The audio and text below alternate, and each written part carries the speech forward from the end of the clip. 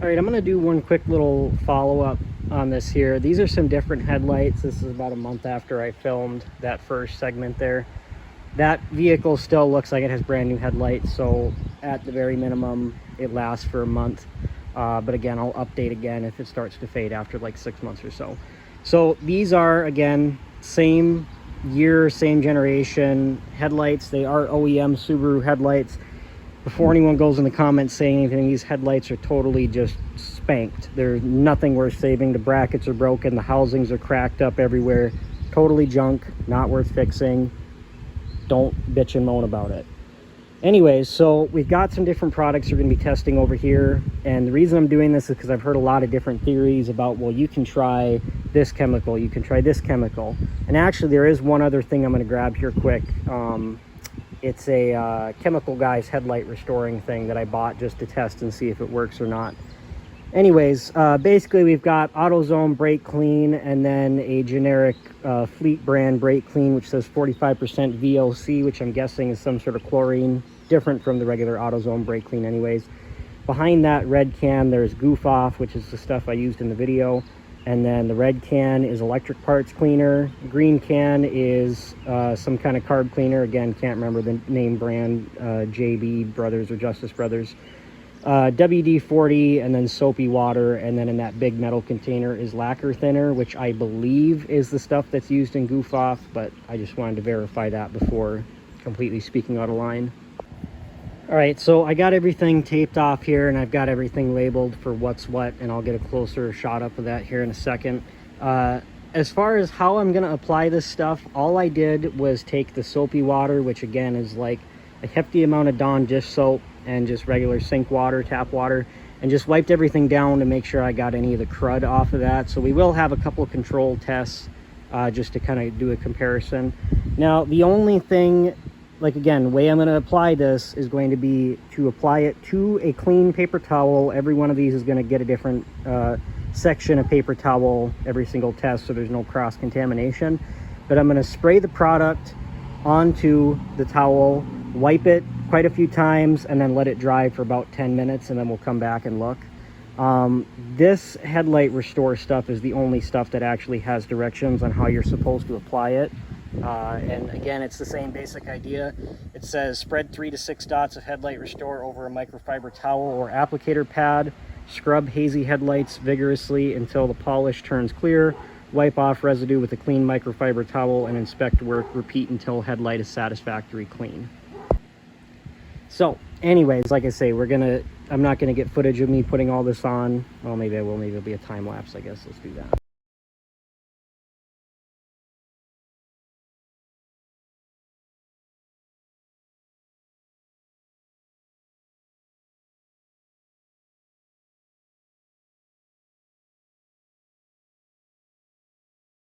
All right, so this is about a minute after we ran the test here.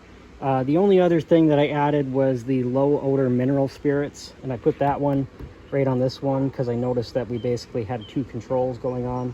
So like I say, I'm gonna let this sit for about 10 minutes here and just kind of see how it actually holds up sitting in the sun. It's about 80 degrees right now today, maybe 85. And this one I'm going to spray on directly just with some brake cleaner or even with the Goof Off. I'll probably just do the Goof Off since that's the one that, like I say, I want to show you how that actually reacts here quick. All right, so I just sprayed the Goof Off on here directly and then pretty much immediately wiped it off. And it's very obvious, you can see that it melted the plastic, which is where, again, I say you don't want to apply really any of these products directly onto the lens, but had extremely good luck with that Goof Off in that first little snippet segment video I did. And again, that only works if you spray onto the towel, not onto the headlight. All right, I went ahead and moved everything inside here after it sat outside for about 10 minutes. Also just to get better lighting, but mainly to make sure all the chemicals actually evaporated off and were done reacting with the headlight itself. So starting off here, on the right side, again, this is where I sprayed directly. You can very obviously see it melted the plastic. Big no-no. Anytime you're applying any sort of product, no matter what chemical, if it's to some kind of plastic or fabric or wood or anything like that that can absorb the material, you want to spray indirectly onto your application pad, whether it's a microfiber towel, whatever. You don't ever want to spray directly on. And I preach that because I have so many times forgotten that. And even on my old, it was a 96 Buick Park Avenue, and on the gauge cluster it was getting really faded and it was hard to see the instrument panel. So I decided, okay, well, again, this was like 10 years ago. I said, well, I'm going to take some acetone, put it onto this microfiber and wipe off the thing. Boy, you thought they were hard to read before. I didn't know whether I was going 60 or 16 after I did that. I couldn't see a damn thing. So again, I really want to preach that. Do not spray directly on. Next one here, the carb cleaner. It did a pretty good job. There is some kind of melting going on. I mean, it definitely shined it up, but it's not crystal clear. I'll see if this light helps or hinders. Like I say, it looks clear, but you can actually see in the reflection there is some melting going on. So wouldn't recommend carb cleaner. Next one up here is brake clean. Same thing, quite a bit of melting, no real shine. Wouldn't recommend it. WD-40, now that actually worked decent. Again, I'm not seeing a whole lot of melting or anything like that. There are some spots that aren't quite as shiny as others.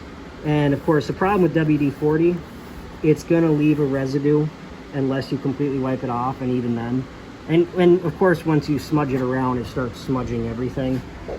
So I know a lot of the guys up on the Native American reservation, a lot of the guys I've talked to have said to go ahead and do that.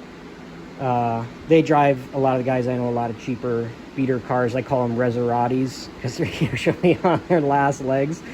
But anyways, so yeah, one of my good customers told me to try that, and I did before, and I remember it reacted with the plastic. Not great, whatever. Again, I wouldn't bother with it, but it did okay. The chemical guys here, it did a fairly good job of polishing things up. You know, maybe if you really tried with a microfiber and did multiple applications, it might turn out better. I have the product. I'm going to use it. I'm going to try it because obviously, again, lacquer thinner might react differently with different kinds of plastics. Not every headlight is made out of the same plastic. But, you know, I'm not saying don't try this. I'm not saying do try it. I'm saying it worked a little bit better than I expected, but it's not as good as I wanted it to. Okay, and then the next one over here, mineral spirits. Absolutely, hell no, don't use it, bad idea. Lacquer thinner, on the other hand, which let me see here, it's hard to see with the line. Mineral spirits is over here. I believe the tape line was right there. You can kind of see it there. This was the lacquer thinner. Again, a little bit too aggressive, melted the plastic. No go there. Soapy water, just your basic. Again, that's what I wiped everything down with. You can see no transition between basically the soapy water and the tape lines, because again, that's what I cleaned everything off with, so it made no difference from what it was before. The 45% VOC brake clean, again, did an okay job. You can see there's some fogginess in there, again, for melting, not great. And then electric parts cleaner was the last one. That looked good initially, but it faded pretty much instantly. Again, not great results. So I do think that the goof off is the best option. And again, this is the goof off directly applied. The goof off, just again, I've had the best results with.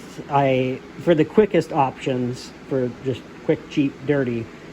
And then I guess a second place would be WD-40, but again, it smears. You'd have to wipe everything down and then let it soak in, I'd say, for a good few hours, and then try to wipe off all the residue with a clean microfiber or something. But of course, wiping that off is going to make it look less and less shiny, and then of course, as it rains, it'll just slowly get worn off.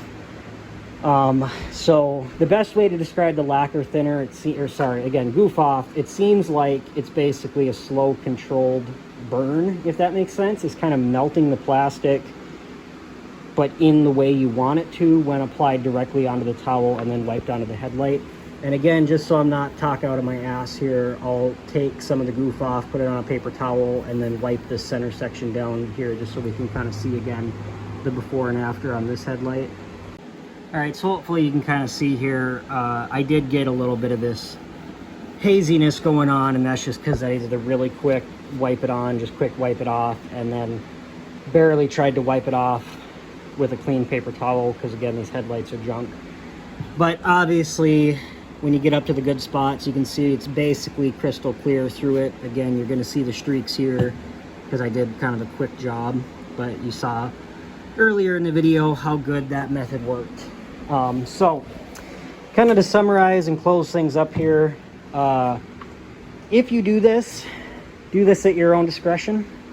I'm not saying positively this works. I'm saying this is, in my opinion, the quickest and easiest and cheapest way to do it with the goof off. And I tested a couple other methods to kind of show how they react. Your best option, if you're someone who, for example, I run into this a lot when I buy a vehicle that I'm repairing and I have one headlight that is old that looks really hazy, and then the other one's broken because it's hitting the front. Well, then I'll buy one new aftermarket headlight for a third of the cost of a used one, basically. But again, to save on costs, I won't try to buy two brand new aftermarket headlights. I'll try to clean the old one.